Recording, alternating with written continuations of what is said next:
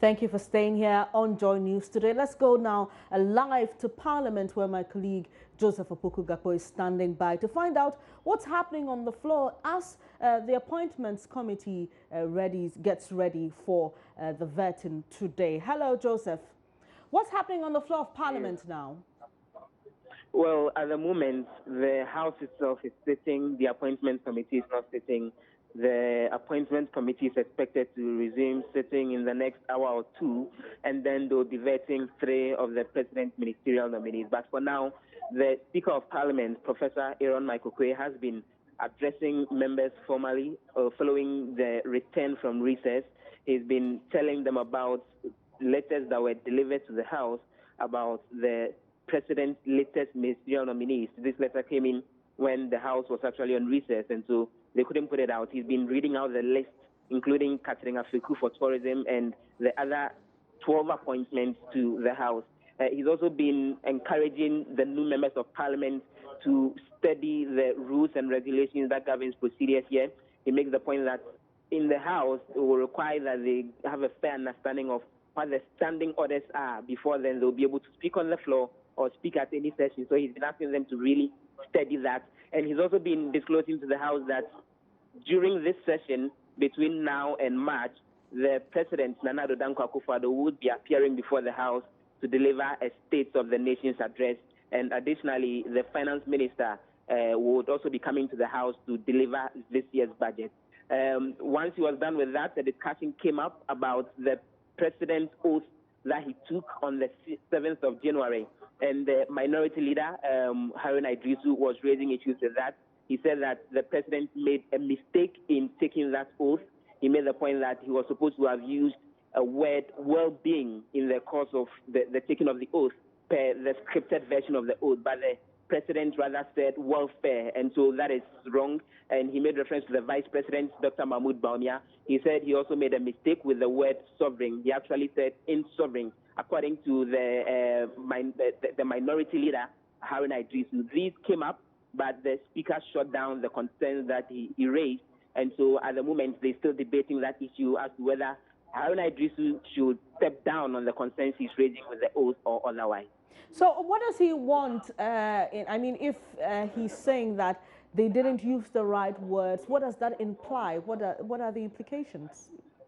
Well, to quote Haruna Idrisu himself, he thinks that he wants to draw attention to the need for government officials to take the oath that they take in front of Parliament a lot more seriously.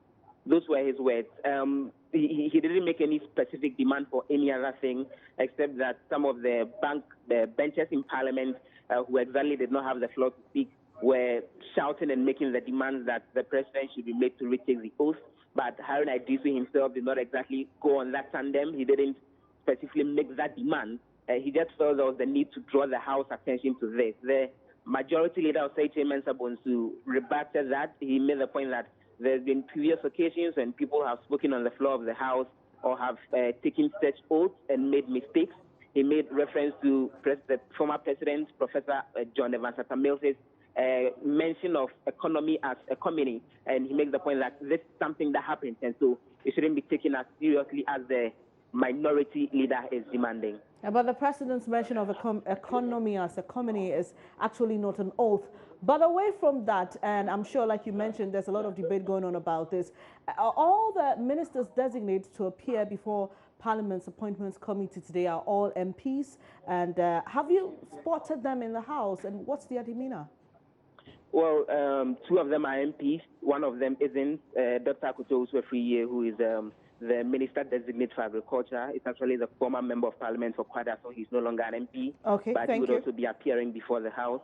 But Dr. Matthew Opoku-Prempeh, who is the Minister Designate for Education, as well as Kukwa Jiman-Menu, who is the Minister Designate for Health, are both members of Parliament. I spotted Dr. Matthew Opoku-Prempeh on the floor a while ago. He appears to be in a very good mood.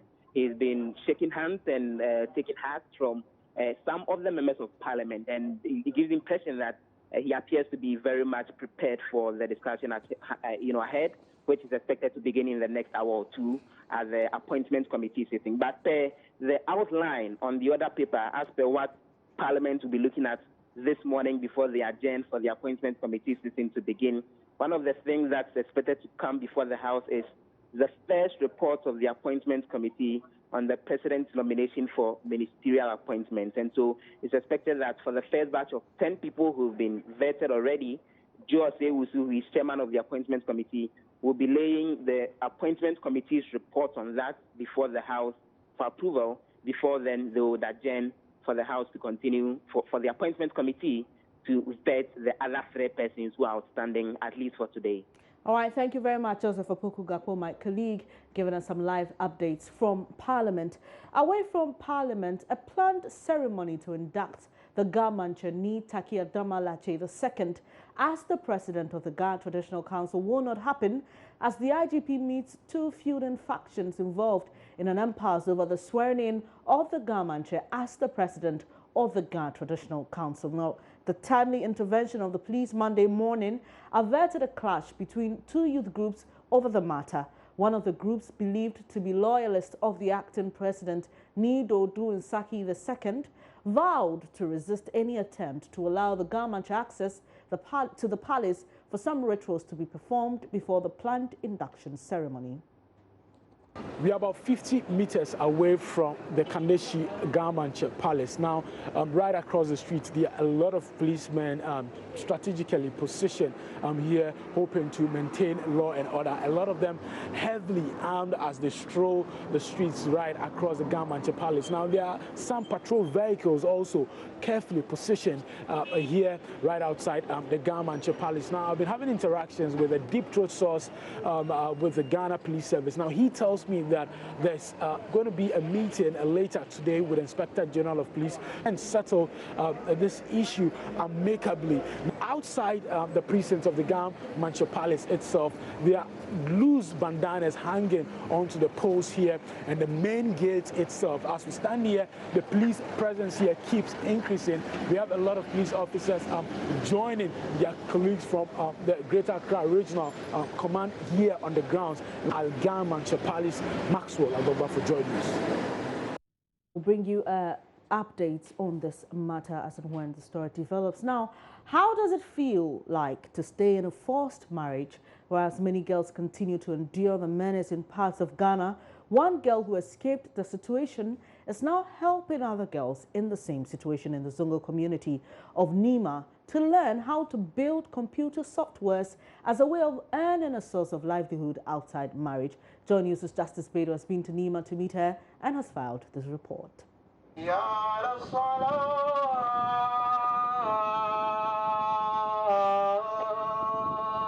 Inside Nema, one of Ghana's largest Zongo suburbs, a call to the Juma prayers welcomes you into this largely Muslim community.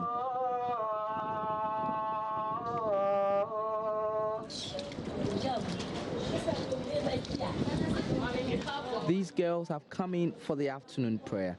Most of them former victims of forced marriages. Do you understand what you read? My name is Aminat Ismail Daru. I was 12 years old when I was being forced into marriage. Treat the orphans well, like human beings. Clap for him. Aminatu co-founded Achievers Ghana, a group that is helping young girls flee from forced marriages after her own ordeal. My uncle just told me or break the news to me that the person taking care of me is coming for me. And that man is a husband of 2 wives, for which he wants me to be the 3rd wife. So I just have to run out of the house. With usually large family numbers in communities like Nema, poverty levels are high, and a girl's bride price could be a fortune for a struggling family. Girls in some parts of Ghana struggle to have their voices heard, even in who they want to marry. The only thing I just asked them, do you want to get married? They were like, no, we just want to go to school. and that saw me, they want to go to school and they want to learn more. So right now, if a child is educated before marriage, she will know how to take care of herself as well as the children she's bringing up. 1 out of every 4 Ghanaian girls is now married off before the age of 18. It's a canker that thrives on the culture of silence that exists in closely knit communities like Nema. It's also because of the gender-based stereotypes that usually is unfavorable to women. But here, these girls are not just getting the empowerment that enables them to speak up, but also the power for them to be able to defeat one of the major causes of forced marriage itself, poverty. But for the girls here today, there seems to be change in sight. They come here every day to learn how to code and build computer software. There's no money. I have to give something. Amadou Mohammed works at the local mosque in Nema and volunteers his time teaching these girls. People see us a different thing in the community, don't even understand. So people thought that we are deviating away from the Islamic way of teaching a girl child. In this community, they always want the girl child to be humble. Even if she's right, she has to just keep quiet. They are thinking when we empower the girls to know better, and when they marry them, they will challenge their men. If their men are going wrong, they will challenge. So they don't want, even some of the parents don't even want their female girl. So come here. And that is the problem. Because they have this mentality that if she know, she will not let everybody to cheat on her. And we said, no, she has to defend herself, know her left and right, and be able to feed herself when the husband or nobody is not behind her. The work Achievers Ghana is doing here is one that is helping break barriers. But even more importantly, it is giving these girls a second chance at life.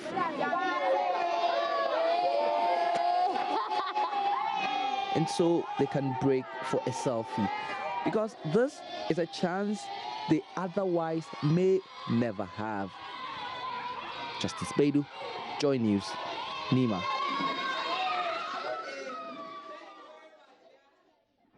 Really lovely story there. We'll take a quick break now on Joy News today. Business is next, and Emmanuel Abuajiriafe has all the updates for us.